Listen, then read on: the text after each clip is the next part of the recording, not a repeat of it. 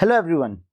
In this video we are going to discuss a very small doubt of class 9th chemistry, that is what are compounds and what are the properties of compounds. So first of all let's discuss what is the definition of compound. So definition of compound says that a compound is a substance formed by chemical composition of two or more elements in a fixed proportion. So remember you have to see 3 points here. यहाँ पे आपको 3 points का ध्यान रखना है. The first thing is the substance formed by chemical composition of, तो सबसे पहली चीज कैसे ये फॉर्म होता है, by chemical composition of two and more elements. तो दूसरा चीज ध्यान रखनी है आपको, there should be two or more elements, and the third thing that they are in fix proportion. So these 3 are key points. ये 3 की पॉइंट्स हैं जो आपको डेफिनेशन में मेंशन करने होंगे कि कंपाउंड क्या होता है. एक सब्सटेंस होता है जो केमिकली फॉर्म होता है, मींस 2 या 2 से ज्यादा elements. For example like hydrogen and oxygen combine to form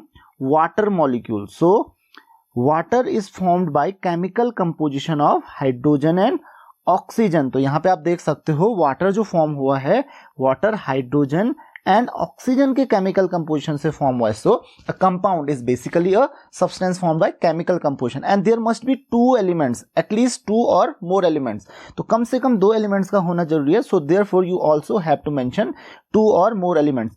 and obviously the third point is obvious, when they are formed by chemical composition these elements are always in a fixed proportion. So you can see here H2O. What does H2O indicate? H2O क्या indicate करता है यहाँ पे, that the composition of atoms of hydrogen and oxygen are in ratio 2:1. तो hydrogen and oxygen का जो ratio होगा यहाँ पे वो 2:1 का रेशियो होगा. मतलब हर 2 एटम्स ऑफ हाइड्रोजन के लिए there will be 1 atom of oxygen. तो अगर 2 एटम्स हाइड्रोजन के होंगे तो 1 एटम ऑक्सीजन का होगा. अगर 200 एटम्स हाइड्रोजन के होंगे तो 100 एटम्स ऑक्सीजन के होंगे. अगर 1000 एटम्स हाइड्रोजन के होते हैं तो 500 एटम्स ऑक्सीजन के होंगे. So I hope you have understood these points. Now what are the characteristics? So let's talk about the characteristics of compounds. Means compounds की properties क्या क्या होती हैं, characteristics क्या क्या होती हैं. So let's discuss them one by one. तो कुछ characteristics तो आपको definition में ही पता चल गई थी. For example, the components of a compound are present in a definite proportion. तो ये मैंने आपको ऑलरेडी बताया है कि जो कंपोनेंट्स होते हैं कंपाउंड्स के, जिसमें जो एलिमेंट्स प्रेजेंट होते हैं, यानी कंपोनेंट्स यानी कि जो एलिमेंट्स प्रेजेंट होते हैं, they are present in definite proportion. For example I have given you the example like water. So in water components are hydrogen and oxygen.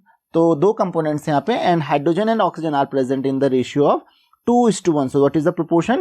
2:1. तो वाटर आप कहीं से भी ले लो, the proportion always be definite, एक fixed proportion होगा. Similarly, in case of NaCl, you have heard of sodium chloride. So what is the proportion of sodium and chlorine here? The ratio is 1:1. So in sodium chloride the proportion will always be 1:1. हमेशा ये proportion 1:1 का ही रहेगा sodium chloride में.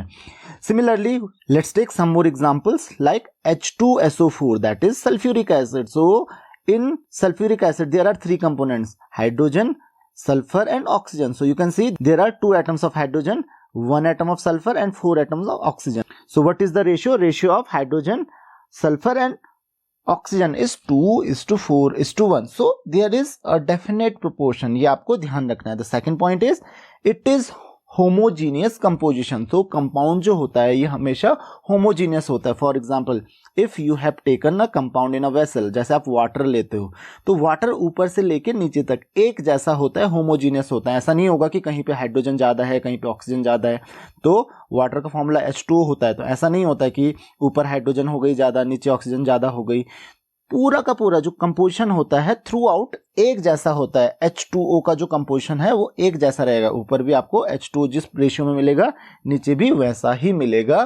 कहीं hydrogen कम oxygen ज्यादा या oxygen कम hydrogen ज्यादा, कहीं पे भी ऐसा नहीं होता है. The next is particles of a compound are of same kind. You have to remember the point that particles of a compound are of same kinds. मतलब particles जो होते हैं कंपाउंड के वो एक ही तरीके के होते हैं. तो आपने देखा भी होगा, किसी भी सब्सटेंस को ले लो, एक एग्जांपल जैसे मैं वाटर का ही ले रहा हूं. अब वाटर आप कहीं से भी ले लो, आपने एक जगह से वाटर लिया या दूसरी जगह से वाटर लिया, तीसरी जगह से वाटर लिया, तो जो पार्टिकल्स आप उसमें देखोगे, वाटर को आप देखोगे तो वाटर एक जैसा होता है। ऐसा नहीं है कि एक जगह से वाटर लिया, हाँ याद रहे वो प्योर होना चाहिए, तो ऐसा नहीं होता कि एक जगह का वाटर कुछ और होगा, दूसरी जगह से लिया तो वो कुछ और टाइप का होगा। तो क्योंकि उसके जो पार्टिकल्स होते हैं they are always of same kind, means the molecules of water are made like this H2O। तो हर जगह आपको सेम टाइप के पार्टिकल्स मिलेंगे। ऐसा नहीं होगा कि किसी जगह किसी और टाइप के पार्टिकल्स, या किसी और सब्सटेंस को ले लो, लाइक आप सॉल्ट को ले लीजिए, sodium chloride. So sodium chloride अगर आप लेते हो, the particles of sodium chloride will always be of same kind. एक जगह ऐसा नहीं होगा कि एक जगह का जो सोडियम क्लोराइड है वो कुछ और होगा, दूसरी तरफ किसी और टाइप का होगा। सब जगह एक ही जैसे पार्टिकल्स आपको देखने को मिलेंगे, किसी एक कंपाउंड के, अलग अलग कंपाउंड्स के नहीं, किसी एक कंपाउंड के। The next is a compound is made of 2 or more atoms of more than 1 element। तो ध्यान रखिए, एक कंपाउंड जो होता है वो 2 या 2 से ज्यादा एटम से मिलकर बनता है। अगर एक ही एटम से, जैसे हाइड्रोजन और हाइड्रोजन के 2 एटम्स मिलकर H2 बनाते हैं, this is not the compound, this is an element. तो ध्यान रखिए ये एलिमेंट है, ये कंपाउंड नहीं है, कंफ्यूज नहीं होना है आप लोगों को इसमें। कंपाउंड के लिए क्या चाहिए? एटलीस्ट 2 और मोर एटम्स, जैसे मैंने आपको बताया H2O या फिर HCl, या फिर आपके पास और भी कंपाउंड्स हैं लाइक MgCl2, मैग्नीशियम क्लोराइड। तो यहां पे आप देख सकते हो देयर मस्ट बी 2 और मोर एलिमेंट्स लाइक H2SO4 और HNO3। तो यहां पे आपके पास 2 या 2 से ज्यादा एलिमेंट्स होने चाहिए, एक एलिमेंट नहीं होना चाहिए, एक से ज्यादा होने चाहिए, 2 और मोर एलिमेंट्स, राइट। और यहां पे देखिए there may be atoms of 2 और मोर एलिमेंट्स। तो एक से ज्यादा एलिमेंट्स के एटम्स यहाँ पे होते हैं। तो हो सकता है किसी एलिमेंट का एक एटम हो एक मॉलिक्यूल में, या फिर किसी के 2 हो, किसी के 3 हो, इट डजंट मैटर, बट यहाँ पे एक से ज्यादा एलिमेंट से ये मिलके बनता है। The next is in a compound the elements are present in a fixed ratio by mass. तो मास का भी जो रेशियो होता है that is also fixed. For example H2O is water। तो if you talk about the composition of hydrogen, आपको मैंने composition के बारे में बताया था कि आप कैसे कैलकुलेट करते हो। So if you have seen that there is around 11%, approximately कह रहा हूं मैं, approximately 11% of hydrogen and 89% of oxygen in water. तो वाटर में जो कंपोजिशन होता है, जो रेशियो होता है, जो परसेंटेज होता है हर एलिमेंट का, वो फिक्स्ड होता है कि वाटर में 11% हाइड्रोजन है, 89% ऑक्सीजन है। तो ये यही कह रहा है किसी भी कंपाउंड में जो एलिमेंट्स होते हैं उनका रेशियो फिक्स्ड होता है। The next one is a compound can be divided into simpler substances bye a chemical process. तो किसी भी कंपाउंड को आप सिंपलर सब्सटेंसेस में by chemical process he convert कर सकते हो। यानी कि जैसे वाटर का ही मैं एग्जांपल ले लेता हूं, तो वाटर को आपको डिवाइड करना है इन H2 and O2। So water is divided in H2 and O2। It can be possible only by chemical process. ऐसा नहीं है कि आपने वाटर को हाथ से 2 पीस कर दे, हाइड्रोजन अलग हो गया और ऑक्सीजन अलग हो गया, ऐसा नहीं होता है। ये केवल केमिकल प्रोसेस से ही हो सकता है, ये फिजिकल प्रोसेस से पॉसिबल नहीं होता है।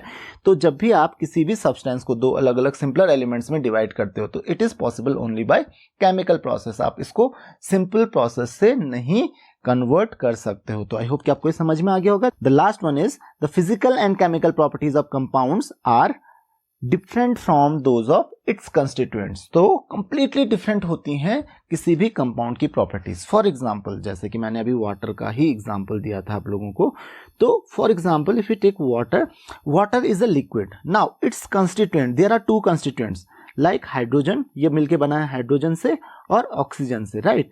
तो हाइड्रोजन और ऑक्सीजन से मिलके वाटर बना, लेकिन hydrogen is a gas, oxygen is also gas. लेकिन जब ये दोनों मिलते हैं तो दोनों एक लिक्विड बनाते हैं जिसका नाम वाटर है।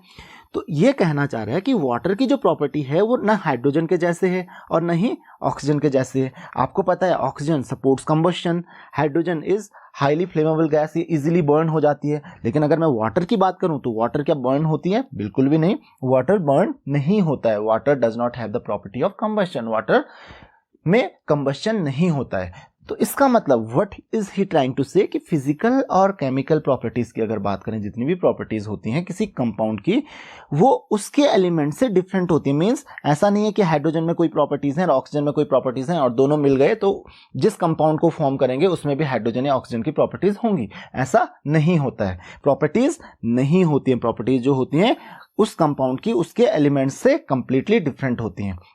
So I hope you have understood the properties of compounds. This is all in this lecture. Thank you very much.